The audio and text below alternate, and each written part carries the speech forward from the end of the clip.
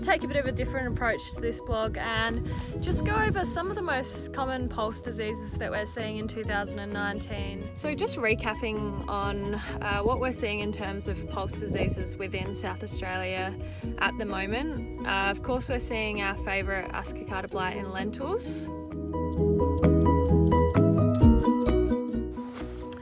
In late 2018, PBA Hurricane XT was downgraded from being moderately resistant to moderately susceptible for foliar Ascocata blight. So it's really important to be vigilant close to canopy closure, as a low level starting of disease can lead to serious disease later in the season if the weather conditions are right. In terms of other diseases, botrytis diseases, so chocolate spot in faba beans and botrytis grey mould on lentils. These are favoured by mild temperatures and high humidity, and they can often become quite aggressive during warmer conditions. So later in the season, when we're having a wet, humid spring, thick canopies can also help produce those warm, perfect conditions that are ideal for disease development. So the main difference between Ascocata blight and chocolate spot is Ascocata blight often occurs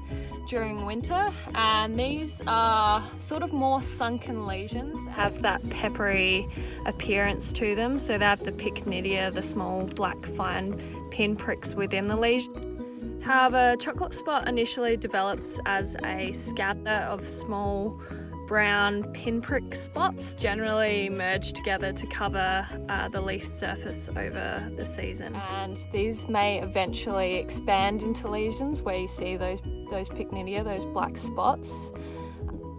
However, Ascocata blight commences as distinct lesions.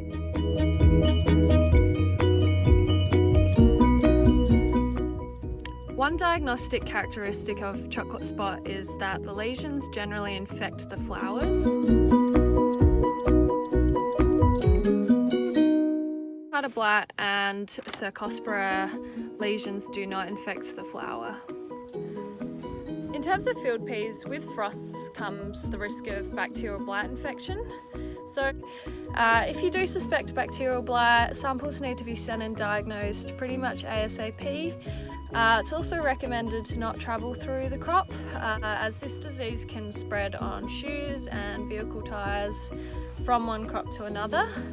Unfortunately, bacterial blight is untreatable, so fungicides and seed treatments are ineffective in the control of bacterial diseases. And crops should never be inspected when they're wet, as this increases the chances of spreading the disease further. Visually identifying disease and determining whether you have disease in your crop can often be a bit of a tricky task.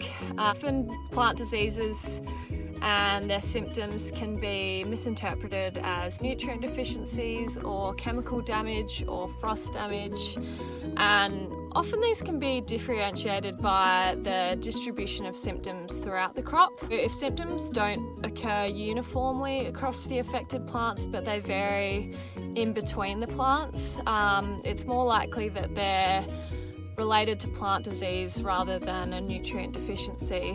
One thing I like doing when I'm trying to visually identify disease is getting up close and personal with the crop. So not just viewing it from an aerial perspective, but actually getting down into the canopy and just having a look around to see whether there is any disease occurring. As we can see here, this field pea trial or crop is looking pretty nice. There's not really any visual symptoms of anything from this view, but if we do go in closer here,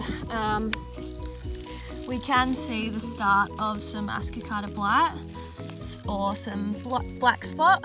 So black spot is quite aggressive on field peas as they don't have any resistance to the disease. That's why it's really important to put out those fungicides before rain events, especially if we're looking at field pea. If in doubt, the best thing to do is to get in contact with SARDI, and they can advise you on what you may have in your crop or hopefully say you have nothing, and how the best way to send samples to them is. So I'll put up some contact details of the best people that you can get in touch with. If you would like more information, we will be covering off on pulse disease management at the Hart Field Day this year on the 17th of September. So this will be going into obviously some of the trials we're holding, more information about diseases that we're seeing, fungicide regimes, everything pretty much just in a bit more depth. So thank you for listening, and I hope this has helped a few people at least.